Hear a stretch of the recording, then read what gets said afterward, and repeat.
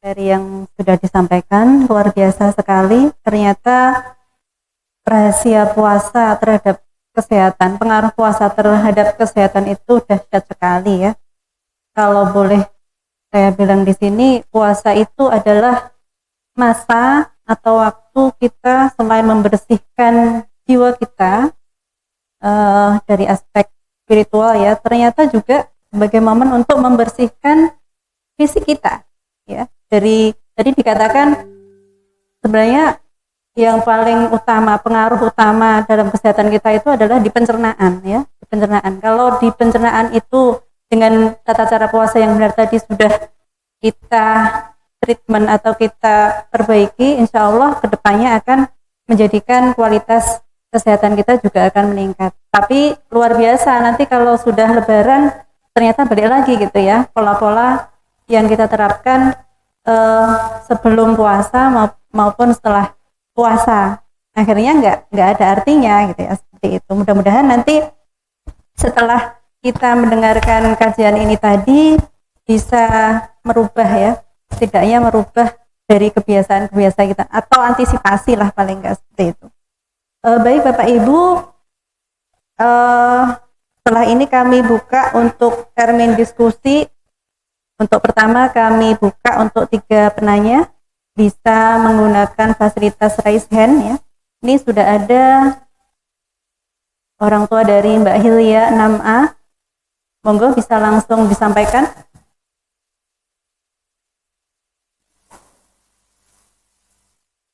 Halo, Mbak Hilya.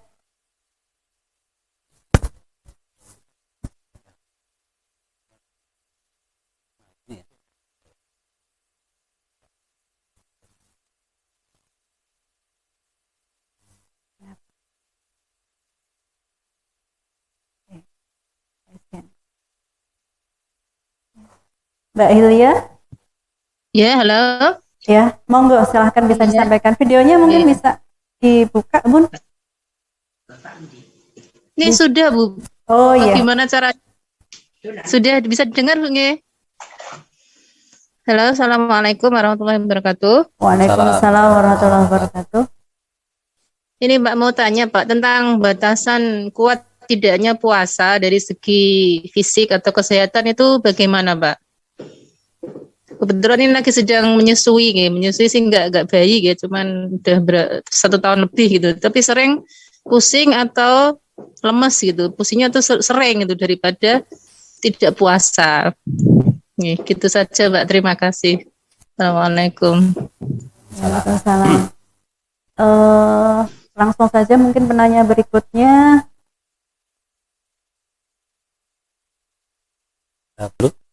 Langsung jawab dulu ya. Biar nggak lupa. Biar nggak lupa. Jadi pertanyaannya seputar pada ibu menyusui ya, bagaimana sejauh mana ya, untuk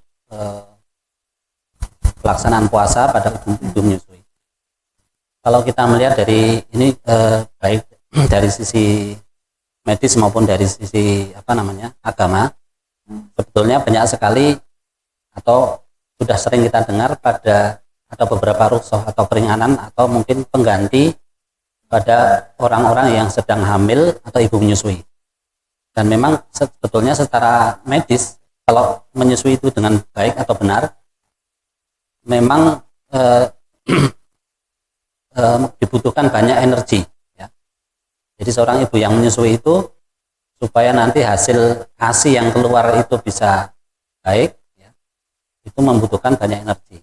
Sehingga memang saya melihat bahwa yang saya baca dari literatur bahwa pada orang ibu yang menyusui itu banyak energi yang dibutuhkan, sehingga memang membutuhkan asupan makanan secara optimal. Sehingga dalam hal ini ketika ibu yang menyusui tidak mampu untuk menjalankan puasa Ramadan, bisa diganti dengan mengganti pada waktu yang lain, mengqadha atau mungkin juga dengan fidyah. Kalau kebetulan setelah itu hamil lagi, menyusui lagi, kan ada begitu. Jadi inilah indahnya syariat Islam, walaupun itu satu kewajiban, tapi apabila tidak mampu Islam masih memberikan banyak kemudahan. Dan memang secara medis memang kalau masalah kualitas ASI yang dikeluarkan pada orang-orang yang, ini contoh ada beberapa penelitian di daerah Afrika, jadi mereka orang-orang yang dalam kondisi kelaparan, kekurangan makanan, tapi tidak puasa, hanya kekurangan, tapi karena jangka panjang, mereka ibu-ibu yang menyusui itu masih tetap bisa mengeluarkan ASI, tetapi kualitasnya itu tetap baik, hanya jumlahnya berkurang aja. Ini menunjukkan bahwa Tuhan tetap memperhatikan tadi dari sisi kualitas ASI bagi bayinya. Tetapi karena ASI yang dibutuhkan bagi seorang anak itu juga, kita ingin anak-anak juga mendapatkan kualitas makan minum dari ASI yang baik, yang berkualitas, tentu jumlahnya juga harus mencukupi. Sehingga kalau dengan hal itu ibu berpuasa dan nanti kemudian justru mengganggu proses pertumbuh kembangan dari anak, ini maka agama membolehkan mengganti pada kesempatan yang lain atau kemudian membayar fidyah. Itu yang saya tahu. Ya. Ya. Untuk selanjutnya ini dari Bunda Novi, bagaimana mengatasi radang tenggorokan saat berpuasa? Karena mungkin kan nggak bisa minum ya dok ya. Bagaimana cara mengatasi radang tenggorokan saat berpuasa? Iya. Ya, mestinya kita mungkin mencari dulu kenapa terjadi peradangan pada tenggorokan. Ya. Karena memang selama ini saya amati pasien-pasien misalnya itu yang mengalami radang tenggorokan itu memang ya terus terang kurang disiplin dalam hal pola makan. Memang radang tenggorokan itu penyebabnya utamanya adalah biasanya karena ada infeksi bakteri, ya. Infeksi peradangan pada bakteri, tapi sebelumnya dipicu oleh mungkin makanan yang terlalu kontras atau terlalu menimbulkan atau proinflamasi yang saya sebut tadi, yaitu di tenggorokan. Misalnya makanan-makanan yang banyak mengandung gorengan, apalagi digoreng dengan minyak yang sudah beberapa kali pemakaian, jelantah istilahnya. Bantah atau apa, kemudian ketika berpuasa, berbuka itu menggunakan konsumsi dingin, es misalnya. Ya memang segar sih, segar. Tetapi permasalahannya mukosa atau lapisan kulit bagian dalam dari tenggorokan kita itu yang tadinya panas langsung kena dingin. Itu akan terjadi mikrolesi atau retak. Dan itu menjadi sumber masuknya bakteri, ya, sehingga memicu peradangan. Ya, kalau bagaimana kiatnya mengatasinya pada waktu berpuasa ya diampat sampai nanti berbuka. Setelah berbuka nanti kalau mau minum kan berarti nanti batal kalau pada waktu puasa. Tapi kalau sangat sakit sekali ya boleh saja Islam membolehkan, kalau memang sakit sekali ya terpaksa berbuka nanti atau diobati dulu ya, kemudian nanti baru setelah puasa Ramadan selesai nanti mengqadha atau mengganti. Tapi kalau pada waktu berpuasanya ya ditahan, kalau bisa sampai berbuka nanti baru diobati. Dan nanti diharapkan merubah pola konsumsi ketika berbuka atau sahur, menghindari makanan yang proinflamasi atau mudah memicu peradangan. Tadi es, kemudian goreng-gorengan ya. Itu kadang-kadang sering memicu itu. Tapi memang pas buka puasa mangan gorengan ku enak tenan ya. Kok meneh bar digoreng mulai panas-panas ya kamu pas enak-enak itu. Tapi ya coba kita latih lah. Kita latih. Ya. Ya. Langsung selanjutnya karena tadi terkait dengan keluhan ya, sekalian langsung disambung dengan bagaimana mengatasi migrain. Ya. Ya. Ya. Definisi migrain dulu, migrain itu adalah gangguan nyeri kepala yang biasanya seperti mencengkeram itu ya, tapi biasanya area yang terkena adalah separuh. Ya kalau di saat itu banyak itu gambaran jenis-jenis nyeri kepala, kalau depan aja apa, samping ada apa, kalau semuanya itu mungkin rantai duit gitu. Jadi kalau yang migrain itu paling nyeri kepala tapi hanya separuh ya, pusing ya, karena macam-macam, ada tension headache, ada migrain, ada vertigo, macam-macam. Tapi kalau migrain itu biasanya khasnya adalah hanya sebagian saja. Nah mungkin perlu Bapak Ibu ketahui, migrain ini sering dipicu oleh karena ini pengaturan pembuluh darah di daerah otak yang tidak kurang sinkron ya. Jadi antara vasokonstriksi dan dilatasi melebar penyempitnya itu jadi gangguan di sana sehingga memicu gangguan pada sarafnya. Jadi rasanya seperti separuh, nyeri separuh. Saya sulit membayangkan karena belum pernah merasakan. Kalau pusing yang lain mungkin sudah pernah di duit ngono ya mungkin terus ngerti ngalune nongdi gitu. Tapi kalau migrain saya sendiri belum pernah ya. Tapi gambarannya nyerinya separuh. Nah, pencetusnya itu yang sudah saya evaluasi selama ini pengalaman ya. Mereka biasanya karena terpicu oleh konsumsi dingin atau es. Ya, yang kedua adalah makanan jenis seperti coklat. Ya. Coklat, kemudian pisang. Itu 3 yang sering memicu. Tapi kalau yang tidak punya migrain ya pisang, coklat yang tidak apa-apa silakan. Tapi yang bagi yang punya migrain mungkin 3 makanan ini yang perlu dihindari. Ya. Es atau dingin, kemudian Coklat. pisang, kemudian coklat itu biasanya sering memicu. Ya. Mengatasinya migrain saat sedang berpuasa. Ya, kalau sedang berpuasa sekali lagi ya ditahan semampunya kan itu. Sampai nanti maghrib diobati. Dan ketika mengkonsumsi nanti tadi menghindari makanan yang memicu tadi es, kemudian pisang dan jenis coklat biasanya seringnya memicu itu. Tapi tidak tiap orang mungkin berbeda. Nanti bisa dirasakan sendiri. Ya. Untuk selanjutnya ini, Dok, bagaimana mensiasati anak-anak yang sahur biasanya tidak ada selera sehingga makannya itu sedikit? Apakah perlu vitamin tambahan untuk diberikan kepada mereka?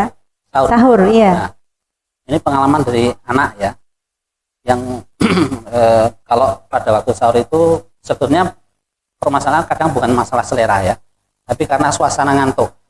Jadi anak itu sendiri kalau suasana ngantuk itu ya mungkin tidak memandang makanannya. Ya. Jadi anak saya dulu waktu masih kecil ya, gitu kalau digugah sahur gitu sampai akhirnya ibunya yang walaupun dia sambil tiduran didurang, tapi masuk juga itu. Dipaksa sahur dengan posisi matanya merem, baru tidur lagi. Itu mungkin persoalannya adalah memang mungkin anak itu dibangunkan sampai optimal dulu ya, sampai betul-betul bangun ya, baru kemudian diberi makan. Memang kalau suasana ngantuk atau ya kita sendiri gitulah, kalau misalnya ngantuk kan disuruh makan gitu juga nggak selera ya, memang dibangunkan dulu sampai betul-betul optimal baru diberi makan. Kemudian sebaiknya ditambah dengan vitamin, silakan. Memang di dalam ketika sahur itu di antara sarannya juga diberikan suplemen boleh ya, suplemen boleh dengan vitamin supaya tercukupi untuk energinya, juga membantu menambah penguatan dari sisi makanan yang sumber energi yang lain yang sudah diberikan. Siasati ini tadi ya, siasatnya gimana? Ya, dan anak-anak itu masih belum wajib ya menurut saya ya. Jadi itu suatu bentuk, yang penting anak itu senang dulu, dia merasakan bahwa dia punya pengalaman dengan bersahur itu senang. Jangan kemudian kita juga terlalu memaksakan. Oh nanti mungkin puasanya juga nggak sampai maghrib kadang-kadang. Itu kalau yang belum sampai maghrib. Ya. Yang penting walaupun sedikit ada satu pembelajaran di sana. Masih berkaitan dengan itu, Dok. Ini ada pertanyaan, mulai diajarkan berpuasa itu tepatnya itu usia berapa, Dok?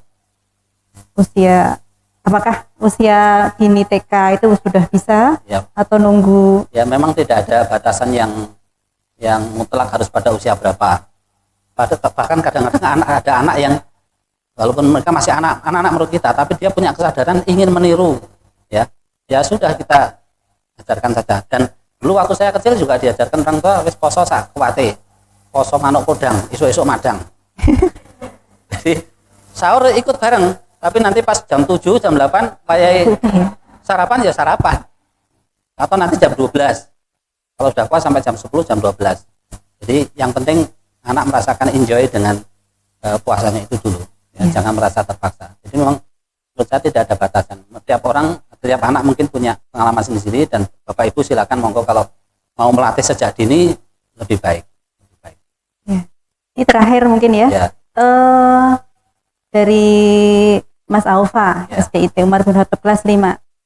Pak dokter, saya sudah puasa sehari penuh kok berat badan saya tidak turun. Tadi kan ditanyakan kan mungkin bisa turun 2 sampai 4 kilo gitu ya. Ini kok nggak turun gitu ya? Ya, kalau untuk masih anak-anak remaja dan remaja muda atau belum dewasa itu kalau perlu tidak usah turun, tidak apa-apa. Iya. Ya. Tidak usah mengharapkan dengan puasa itu kemudian harus turun, tidak. Iya. Ini kan kita melihat dari sisi tadi kajian bagi orang-orang yang punya resiko berat badannya semakin meningkat.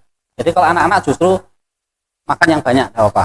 Dengan puasa selama puasanya benar dan berat badannya juga tetap atau justru meningkat, tidak apa-apa, karena dia masih butuh masa pertumbuhan. Kalau masih anak-anak saya tidak terlalu khawatir ya. Jadi silakan aja. Kecuali kalau memang tadi ya di sini tidak disebutkan ya dari Mas Aufa sekarang tinggi badan berapa, berat badan berapa ya.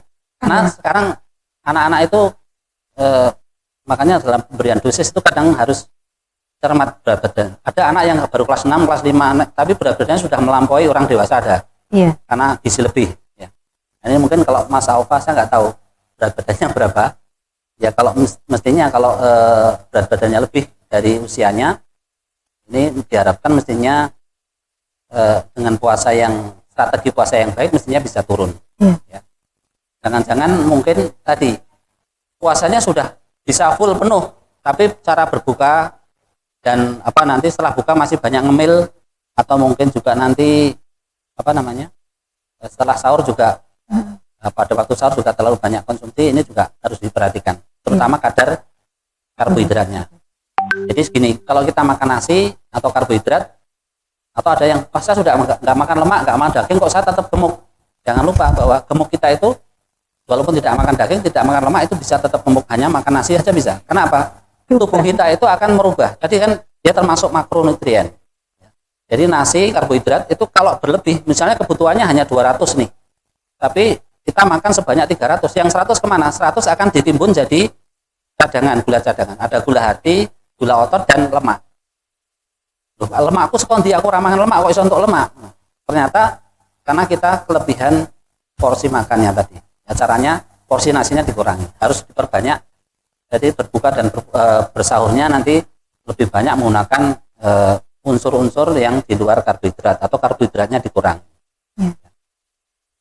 Intinya ganti isi piringmu lah Dok ya. Kenapa? Ganti, pokoknya perhatikan isi piringnya apa gitu ya. Ya, betul. Piringnya dan ukuran piringnya juga ya. Kan separuh aja piringnya, piring gede itu ya padha wae. Oke.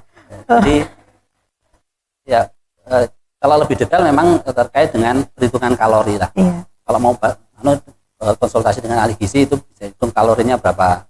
Kalau para ahli gizi biasanya baru lihat makanan itu langsung clear situ. Oh, ini 200 kalori, sekian kalori. Baru melihat makanannya saja loh.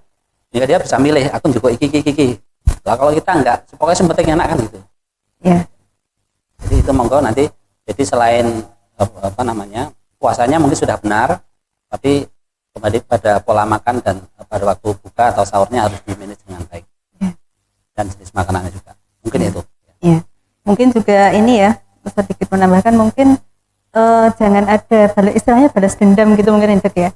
Balas dendam makan karena siang sudah menyekip makan siang dibalas dan pas berbuka gitu ya. Ini jangan-jangan seperti saya waktu kecil ini, Mas Aufa. Ya. Dulu waktu saya kecil itu biasa model balas dendam. Kebetulan rumah saya itu waktu kecil saya dekat pasar. Jadi kalau habis pagi hari sudah dilatih orang tua saya untuk belanja. Sambil belanja itu saya cari makanan. Makanan enak, kumpulkan. Nanti masukkan lemari semua Bu. Begitu dung maghrib, itu makanan kita buka semua. Tapi ternyata nggak habis semua, nggak kemakan semua. Karena ya itu nafsunya. Karena anak-anak gitu, itu puasanya anak-anak, nggak apa-apa. Yang penting senang gitu. Yang penting senang dulu kan. Nanti semakin dewasa dapat tambahan ilmu ya diaplikasikan secara benar. Ya, baik. Demikian tadi mungkin karena waktu juga kita batasi untuk sesi diskusi kita pada kesempatan kali ini.